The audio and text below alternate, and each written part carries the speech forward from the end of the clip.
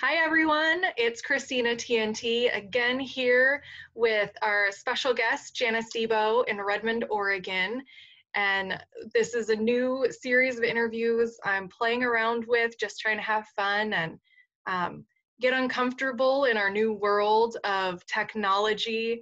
And here we are. So Janice, why don't you go ahead and tell everyone a little bit about you and your level of entrepreneurship and what you've got going on right now.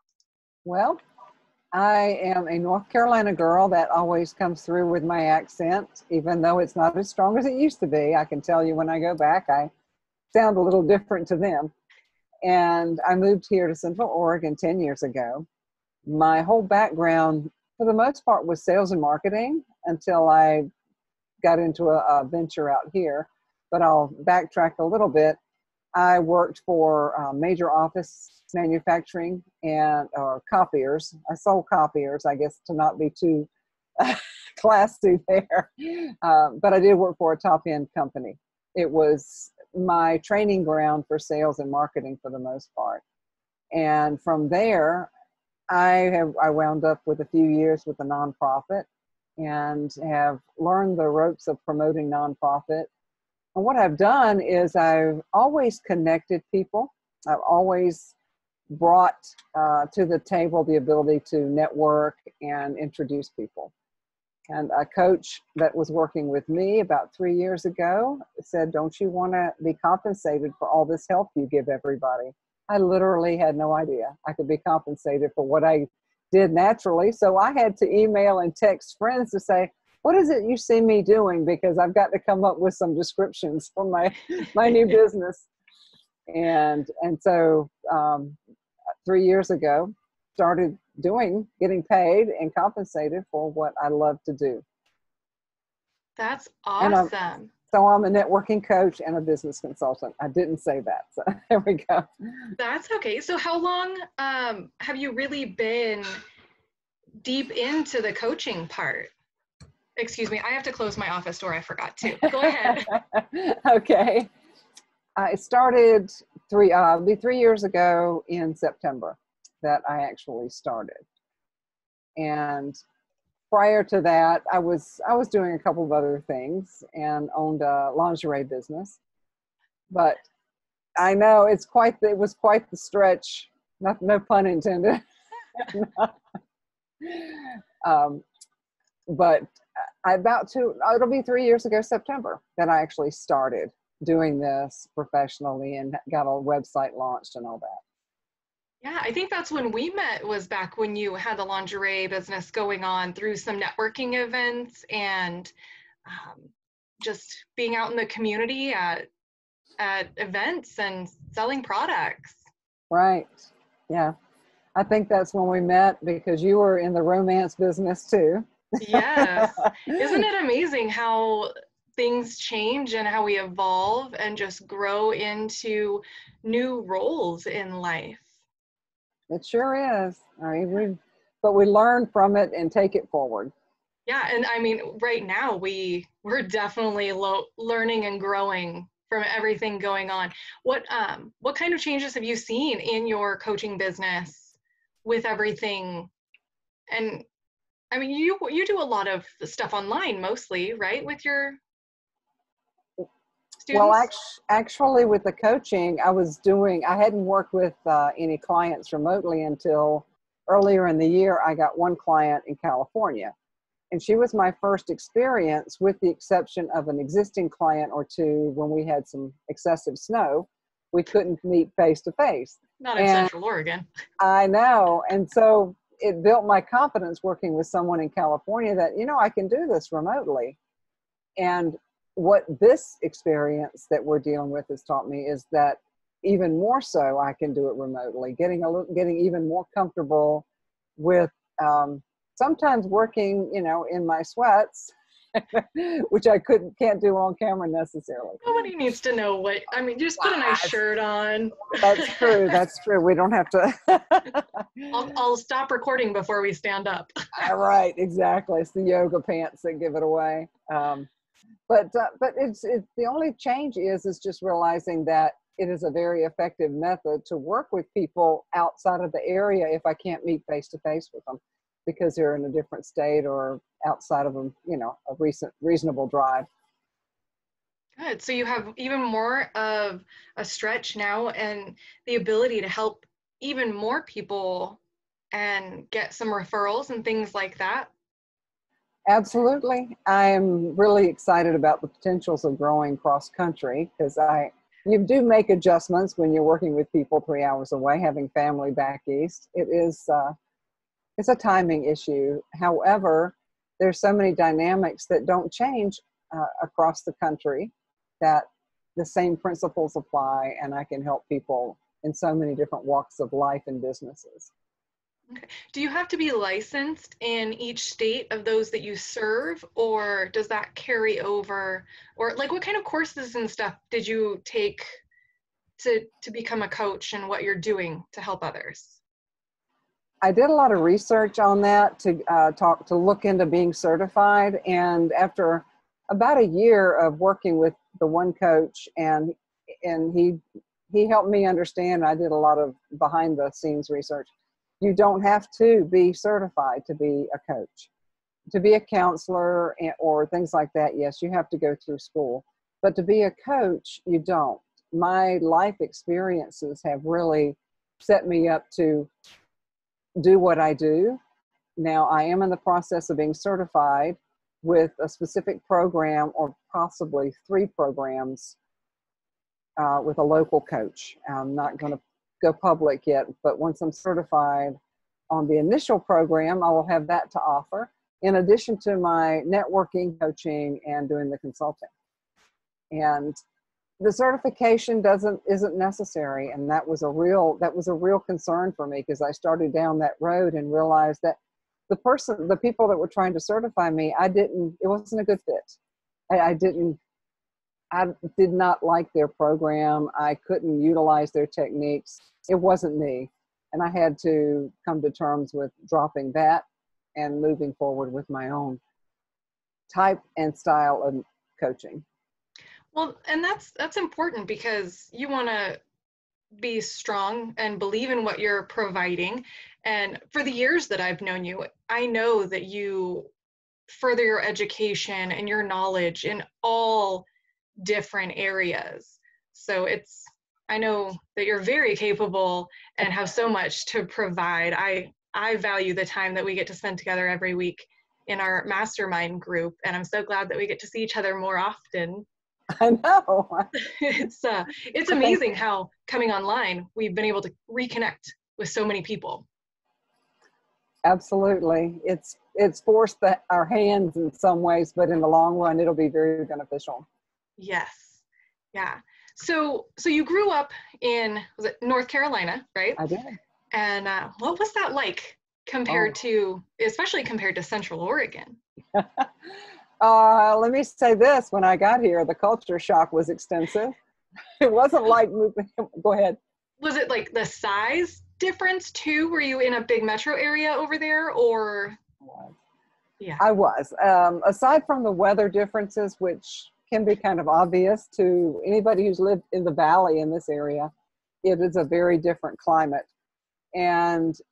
But the culture, when I got here, I was in the Raleigh-Durham area, which is probably close to 1.5 to 2 million now because it's it's called the Research Triangle area because it's 3 major cities in a triad.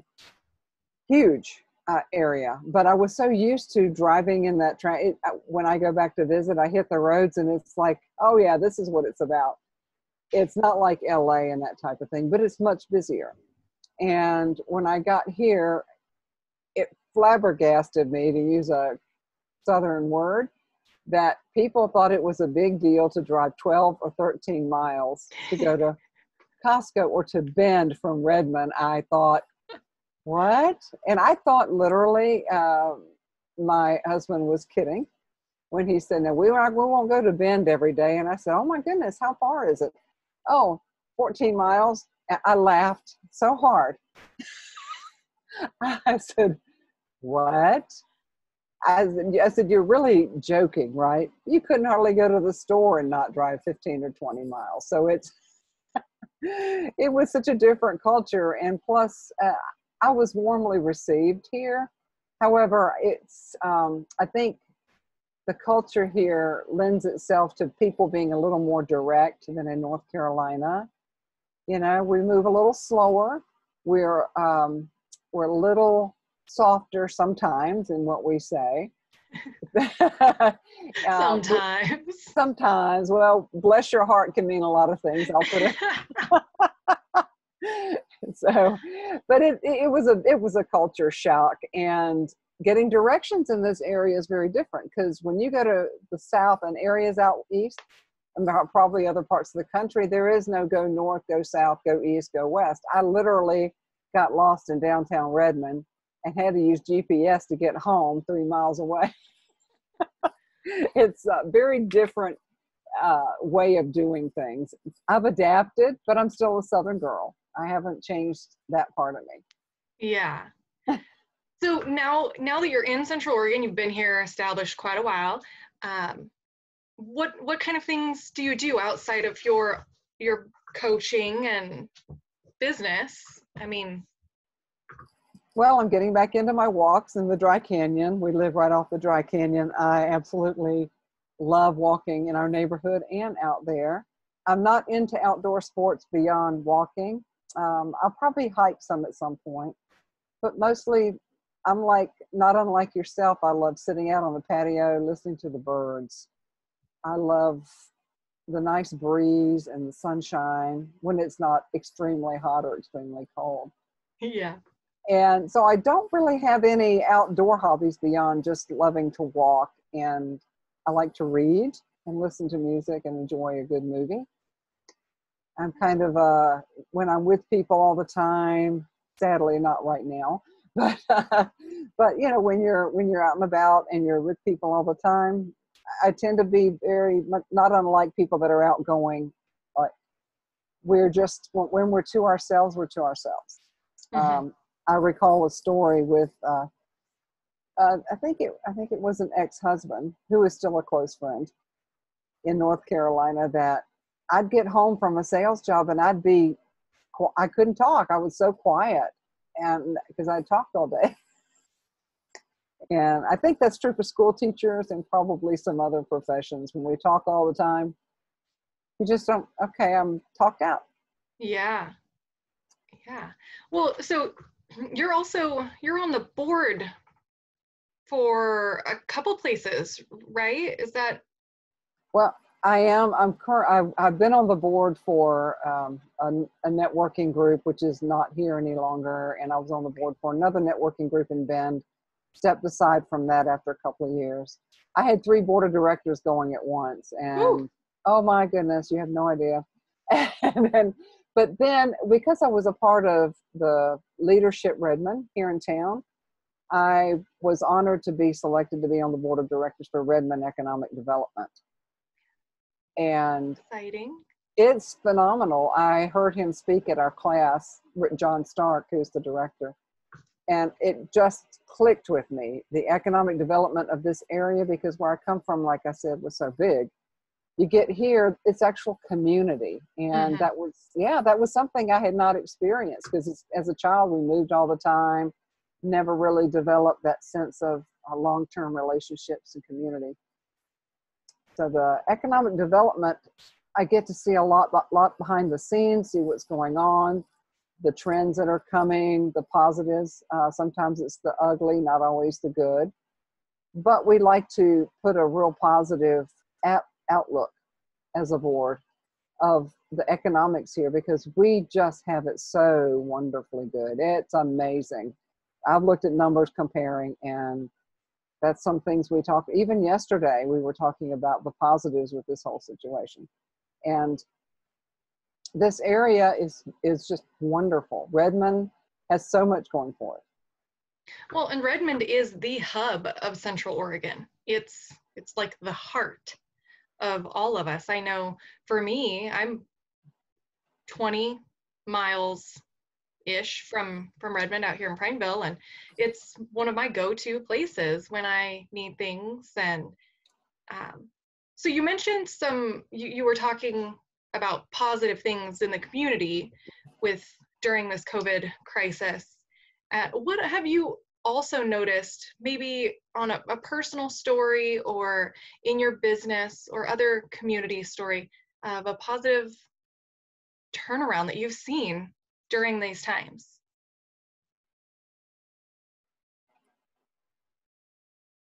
I shouldn't have such a long pause on that. That's okay. It is a tough subject, and I don't tend to get into conversations about it because I've taken a kind of a back seat at that, because I don't like to get too into conversations that can be just, questionable in my, I tend to be very, very positive, not a little Mary Sunshine, because I do see the other side.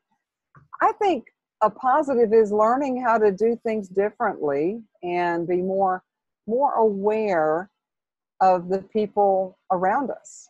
I miss hugs. I think I never thought I'd miss a hug so much, and as I do right now. I miss seeing my friends. I can't just go pop over and have a coffee or a beverage with one of my friends after work. So in that regard, I will and still and do appreciate my friends and people that I know more than ever. So that's going to come out of it for most people. We're going to really just, I think, cling to each other, and yeah, it's like, hold on tight, because these hugs are worth their weight in gold. Yeah, I may have snuck a couple hugs here and there. Okay, I too, but we're on camera. Oh my goodness. Yeah. I won't say what date it was or who, and don't give your location away. No. I just daydream. I'm just daydreaming. Yeah, I know, right? I know. I had a friend just a couple of days ago that I did her a little favor, and she goes, "Oh, I don't care," and gave me a big hug. It's so hard. And even like, during business transactions, I'm still out showing homes and meeting people, and not shaking someone's hand. It feels so almost disrespectful. And for me as a woman, and a small woman in, a very professional industry, I feel like my handshake is my first impression, and it shows my confidence and amount of authority. And I lose that completely without the handshake. And I told my friend, I said, maybe I should bow. And she's like, don't bow. She's like, if you're worried about losing authority, do not bow or curtsy. That's a good one. I know. And the handshake is when I was in my first early days, rather, of sales, in a Dale Carnegie class. It was my first sales training. And our handshakes were, I think, the first thing we practiced, because there's so many limp fish out there, and these can be big guys, and they don't know how to give a firm handshake, and it does show a lot about your character. And so I appreciate where you're coming from, because you want to go. Yeah. Yes. It's important. It is. So you mentioned Dale Carnegie, which I love his books, but I was curious too, and I didn't send you this question. What is a really good book or podcast recommendation you have for our listeners or our viewers? I think there's a couple. Early on in my sales career, so if you're in sales, a good book is Relational Selling by Jim Cathcart. I don't know if he's still around. The book can be found used, probably not new. Very small book, but it changed the way I sold, and went to relational selling. But a more current one that has impacted me, and I've recommended to clients, is The Go-Giver. And if you haven't read The Go-Giver, it actually uses a real estate person in there as one of the characters in the story. It speaks of giving more than you get. And there's a series of books, but the original one is The Go-Giver. And then there's 3 subsequent stories that take it deeper, some management and leadership on the others. I would say, as far as simple, good reading that you can get a lot out of and takeaways, is The Go-Giver in current. But relationship selling, again, going back to the archives, is was the first one that I read that flipped my sales career from, okay, really working it, to setting a new standard in the company. It's all about relationships, and now that's normal here. But it wasn't normal back, I won't say when. Well, you said archives, so. Well, I know, archives in the, 20 years ago, so I guess something like that. But those would be two highly recommended. They're not intensive reading, but The Go-Giver, it's powerful. Okay. I loved going through that book, and I know you personally would enjoy it. I'm excited. I just wrote it down. So that's I'm going to go on and download it after this.